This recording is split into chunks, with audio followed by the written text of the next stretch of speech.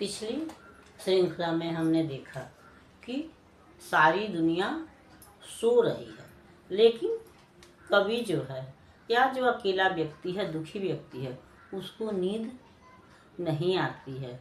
और तब जो वह तरह तरह की बात उसके मस्तिष्क में आती है, या वह तरह तरह की बातें या रात में जो होने वाली घटनाएं हैं उसको वह देखता है, उसको सुनता है। तो इसी तरह से उसको सुनाई पड़ रहा है कि कोई ऐसा व्यक्ति जो है वह दूर कहीं कोई रो रहा है। तो दुनिया में दुखी भी आदमी अकेले नहीं है, बल्कि बहुत सारे लोग दुखी भी हैं। अगर बहुत सारे लोग सुखी हैं तो बहुत सारे लोग दुखी भी हैं। तो कभी को भी ऐसा लगता है या उसको कहीं दूर से रोने की आवाज़ सुनाई पड़ती है, और तब उसकी अपनी वेदना भी बढ़ जाती है। अपने जैसे लोगों को देखकर भी हमारा दुख जो है वह तीव्र हो जाता है। तो उसको लगता है कि कोई जो है व्यक्ति जो है वह दूर रो रहा है। क्या क्या उसका भी कोई सहारा छूट गया है, कोई सहारा दूर चला गया है, या उसको बचाने का जो सारा प्रयत्न है वह निष्फल हो गया है। या उसको लोग समझाते नहीं होंगे, फिर वह क्यों रो रहा है, कैसे रो रहा है।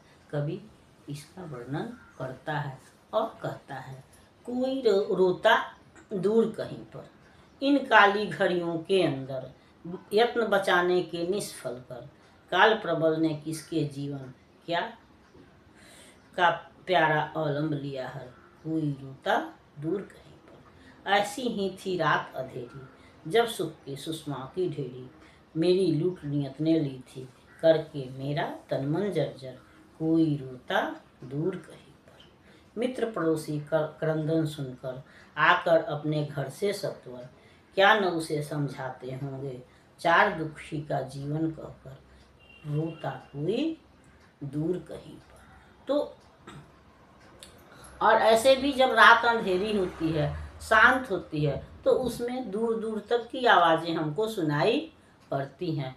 तो कभी वही कह रहा है कि दूर कहीं पर किसी के रोने की आवाज़ आ रही है। क्या उसका भी कोई सहारा छूट गया, या सहारा से मतलब उसका कोई प्रिय व्यक्ति है, क्या वह समाप्त हो गया है, वह कहीं छूट गया है, यानी कि मृत्यु को प्राप्त हुआ है, सारे बचाने के सारे प्रयत्नों को निष्फल करके। या यह तो निश्चित है कि अगर कोई व्यक्ति बीमार है या मृत्युशैया पर है, तो उसके परिजन जो हैं, उसके परिवार के लोग, घर के लोग तो उसको बचाने का सारा ही प्रयत्न करते हैं, लेकिन वह प्रयत्न निष्फल हो जाता है, उसका कोई फल नहीं होता है, जबकि वह व्यक्ति समाप्त हो जाता है। तो कभी यही प्रश्न करता है कि जो व्यक्ति दूर रो रहा है, क्या उसका भी कोई प्रिय व्यक्ति जो है वह खो गया है। और फिर तब जब दूसरे दुखी होते हैं तो फिर अपने दिन भी अपना दुख भी याद आता है।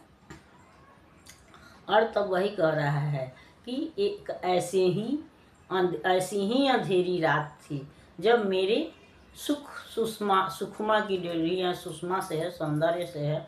तो कह रहा है कि एक ऐसी ही अंधेरी रात थी जब मेरे सुख और सौंदर्य की जो ढेरी थी, जो खजाना था, सुख जो वो उसको प्रकृति ने छीन लिया था, और मैं भी इसी तरह से दुखी हुआ था, रोया था।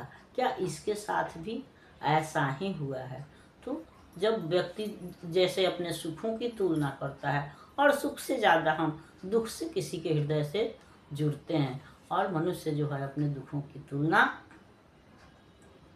दूसरे के दुख से करता है। तो कभी भी वही प्रश्न कर रहा है कि क्या मेरे ही तरह इसके भी जीवन का जो आधार था, अवलंब था। और जीवन का आधार क्या होता है, मान लीजिए कि पत्नी है, बच्चा है, या माता पिता हैं, जिसके सहारे हमारी ज़िंदगी आगे बढ़ती है। हम न अकेले जी सकते हैं, और न केवल हम अपने लिए जीते हैं, बल्कि हम अपनों के लिए जीते हैं। अपना पत्नी हो, पति हो, बच्चे हों या माता पिता हो, हम सदैव दूसरे के लिए जीते हैं, दूसरे की चिंता करते हैं, अपनी चिंता नहीं करते हैं। और वही हमारे जीवन का सहारा होता है, जो सुख में भी हमारा साथ निभाता है और दुख में भी, जिसको सोच करके हम जीवन व्यतीत करते हैं या हमको सहारा मिलता है, आशा की किरण दिखाई पड़ती है, तो लगता है कि यह सहारा जो है प्रकृति ने इस मनुष्य से छीन लिया है, तभी यह रो रहा है। फिर वह सोचता है कि क्या जिस तरह हम यह भी देखते हैं कि जब हम दुखी होते हैं तो हमारे आसपास के पड़ोसी जो हैं, मित्र जो हैं, वह आते हैं और हमको तरह तरह से या दूसरे दुखी लोगों का उदाहरण दे करके समझाते हैं। तो कभी क्या कह रहा है कि क्या इसके पड़ोसी इसको समझाने नहीं आते होंगे, लेकिन पड़ोसी आएंगे, मित्र आएंगे, कोई भी आता है तो दिन में आता है, रात में कोई नहीं आता है। और इसीलिए जो लंबी अंधेरी या सन्नाटे से भरी रात होती है वह ज़्यादा कष्टकर होती है।